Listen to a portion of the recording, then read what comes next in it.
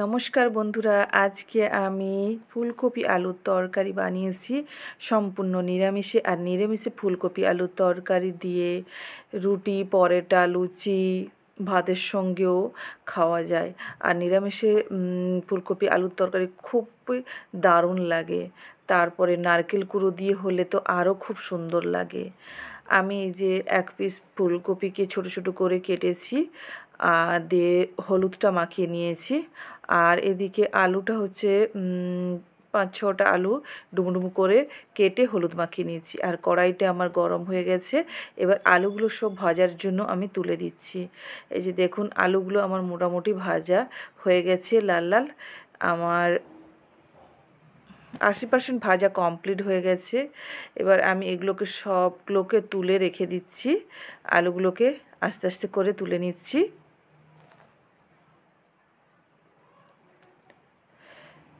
আলুগুলো যত সুন্দর করে ভাজা হবে ততই ভালো লাগবে।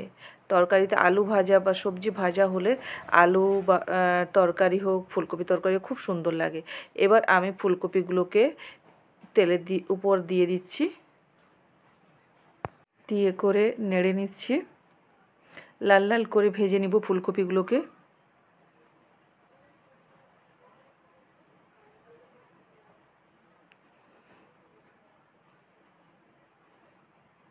এই যে দেখুন, লাল লাল করে ফুলকপিগুলোকে ভেজে নিয়েছি। এবার নামিয়ে নিচ্ছি। সবগুলো ফুলকপিগুলোকে আস্তে আস্তে করে আমি নামিয়ে নিচ্ছি।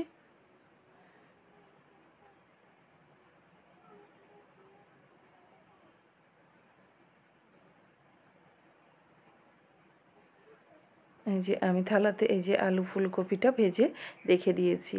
আর ওই কড়াইতে আর সামান্য পরিমাণ তেল দিয়ে দিয়েছি। এই যে, আর একটু হালকা আমি ঘির ছোঁয়াটা দরকার। আর এর উপরে আমি জিরে, শুকনো লঙ্কা, তেজপাতা দিয়ে দিলাম। নিরামিষ মানে একটু ঘি না দিলে ভালোই লাগে না। জিরে, শুকনো লঙ্কা, তেজপাতাটা ভাজা ভাজা হোক। এই যে আমি খুন্তি দিয়ে সুন্দর করে নেড়ে নিচ্ছি। ভাজা ভাজা হয়ে গেলে এবার আমি কুড়ানো নারকেল দিয়ে দিচ্ছি। নারকেল কোড়াটা দিয়ে খুব সুন্দর করে ভেজে নেব, লাল লাল করে।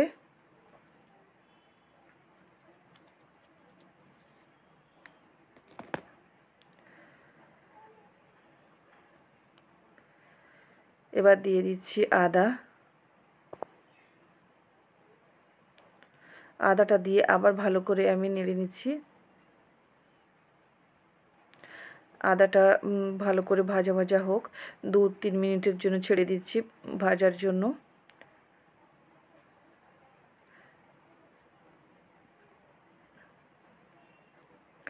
আদাটা আমার ভাজা হয়ে গেছে, আদাও ভাজা হয়ে গেছে, তার সঙ্গে নারকেলটাও ভাজা হয়ে গেছে। এই যে নারকেল কোড়াটা ভাজা ভাজা হয়ে গেলে তার গন্ধটাও খুব সুন্দর লাগে আর খেতেও দারুণ লাগে। এরপর আমি দিয়ে দিচ্ছি জিরে গুঁড়ো,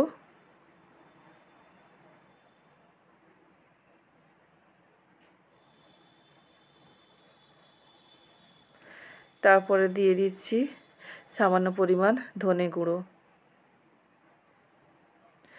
জিরে ধনে গুঁড়োটাকে দেওয়ার পরে আবার 2-3 মিনিট আমি ভালো করে নেড়ে নিব।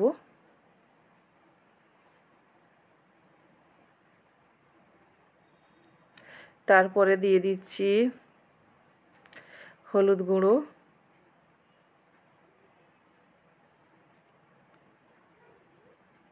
আর লঙ্কার গুঁড়ো পরিমাণ মতো। আর নিরামিষে মানে একটু ঝাল ঝাল না হলেও ভালো লাগে না। দিয়ে ভালো করে আবার ভেজে নিচ্ছি। এই যে দেখুন, এবার সামান্য পরিমাণ আমি জল দিয়ে দিলাম,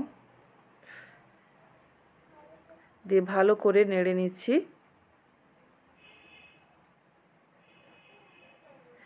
মশলাটাকে পাক হতে আমি 2-4 মিনিট ছেড়ে দেব।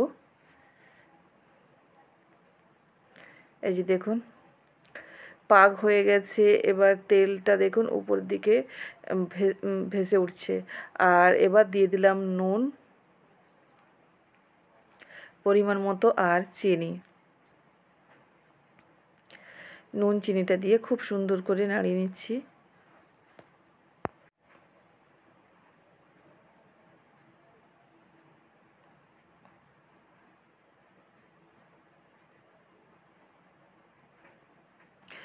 এবার ফুলকপি আলুটাকে আমি তুলে দিলাম।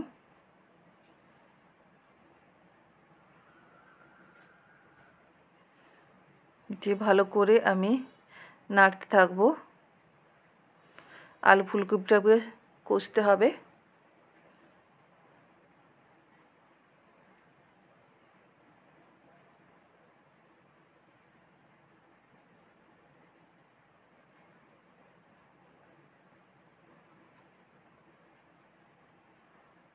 এই যে কষা হচ্ছে। আমার ফুলকপি আলুটা কষা হয়ে গেছে, কারণ এই যে দেখতেই পাচ্ছেন যে তেলটা হয়ে এসছে, ভেসে উঠেছে। ফুলকপি আলু খুব সুন্দরভাবে আমার কষা হয়ে গেছে।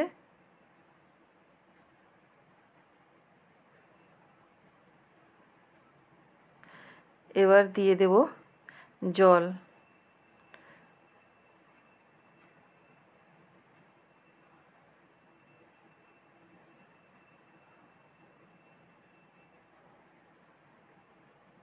খুব বেশি নয়, সামান্য পরিমাণ জল দেব।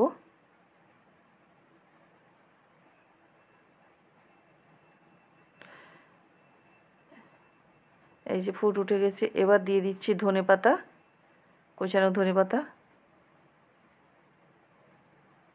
দিয়ে ভালো করে ধনেপাতাটা হবে সেভাবে 2-3 মিনিট আরও একটু ভালো করে ফুটিয়ে নিব।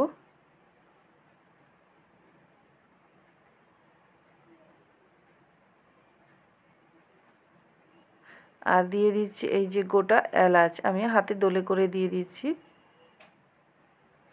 আমি 2 পিস এলাচ দিয়েছি।